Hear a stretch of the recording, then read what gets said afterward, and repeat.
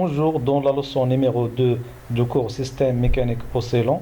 Dans cette partie, on va se focaliser sur le pendule élastique, notamment équation différentielle et la solution de cette équation différentielle. Nous allons aborder les différents cas d'un pendule élastique. Premièrement, nous allons étudier le cas d'un ressort horizontal.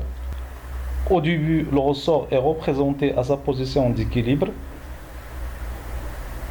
Ensuite, en éclatant le pendule de sa position d'équilibre avec une distance x qui permet d'avoir des oscillations mécaniques. Alors, normalement, on a éclaté le ressort avec delta L. Donc delta L, c'est L1 égale à L0. Et aussi dans ce cas, delta L égale à X. C'est une relation qui est importante. On garde la relation delta L égale à X en haut. Les forces appliquées au solide S sont les suivantes. F, tension de la ressort. P, le poids. R, la réaction de plomb. Donc il est perpendiculaire dans ce cas-là car les frottements sont négligeables. Alors, d'après une relation que vous avez déjà vue au tronc commun, F égale à K fois delta L. On a dit que delta L égale à X, ça veut dire F égale à K fois X. K représente le raideur de ressort et X c'est l'allongement en mètres. On garde la relation F égale K fois X. Comme rappel, on sait que AG égale à dx au carré sur dt au carré. Dans le cas où on a un mouvement qui est dans l'axe OX. dx au carré sur dt au carré, on le représente sous forme x 2 points. On garde aussi cette relation, ça veut dire AG égale à x 2 points. On cherche maintenant l'équation différentielle de mouvement. Le système étudié, c'est le corps S. Bilan des forces, P le poids, R la réaction du plomb, F la tension de ressort. Par application de la deuxième loi de Newton, on a la somme des forces égale à M fois le vecteur accélération AG. Ça veut dire que P plus R plus F égale à M fois AG. On fait la projection sur l'axe OX. P est perpendiculaire à l'axe OX, ça veut dire la projection de P sur l'axe OX est 0. Même chose que R, elle est perpendiculaire à l'axe OX, ça veut dire R dans l'axe OX est 0.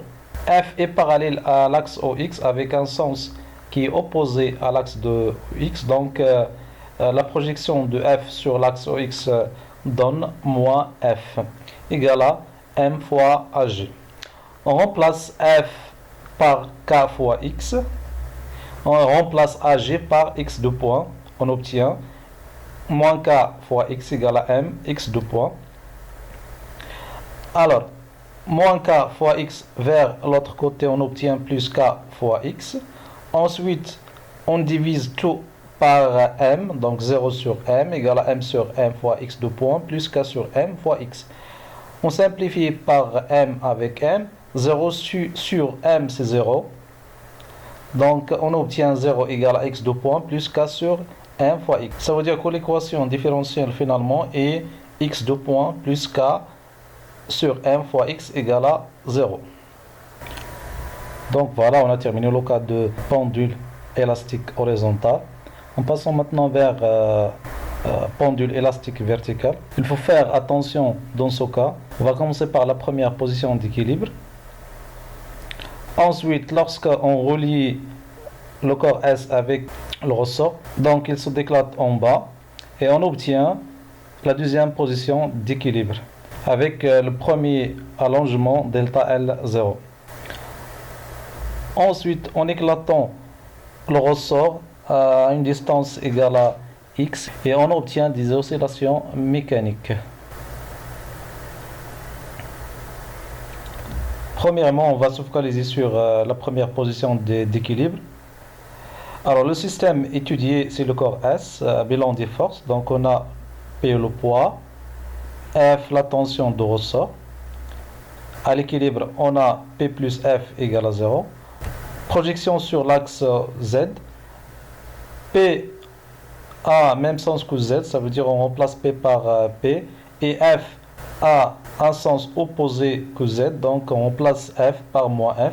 Et on obtient P moins F égale à 0, ça veut dire que P égale à F.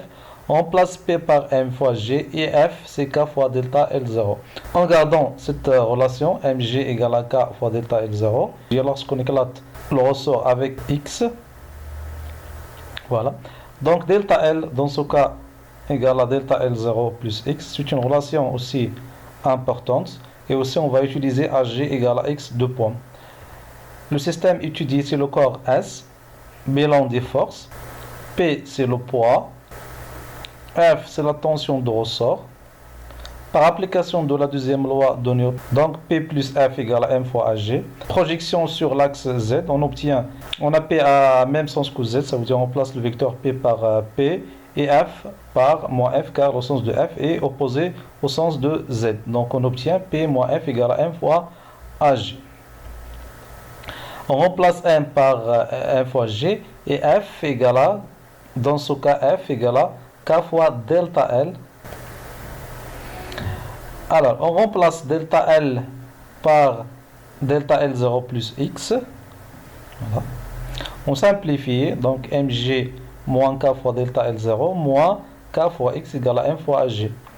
Alors on sait que Mg égale à K fois delta L0, donc on simplifie Mg avec K fois delta L0, on obtient moins K fois X égale à M fois Ag. On remplace Ag par X 2 points, donc on obtient moins K fois X égale à Mx 2 points. On va ramener K fois X vers l'autre côté, on obtient 0 égale à Mx 2 points plus K fois X. Finalement, 0 égale à X 2 points plus K sur M fois X. Donc c'est la même équation qu'on a trouvée dans le pendule élastique horizontal. Donc c'est la même équation qu'on a trouvée dans le cas de pendule élastique horizontal. Voilà, on a terminé avec le pendule vertical. Pour le pendule incliné, on va les détailler dans la leçon numéro 3. Donc n'oubliez pas d'abonner et de partager. Merci pour votre attention et au revoir.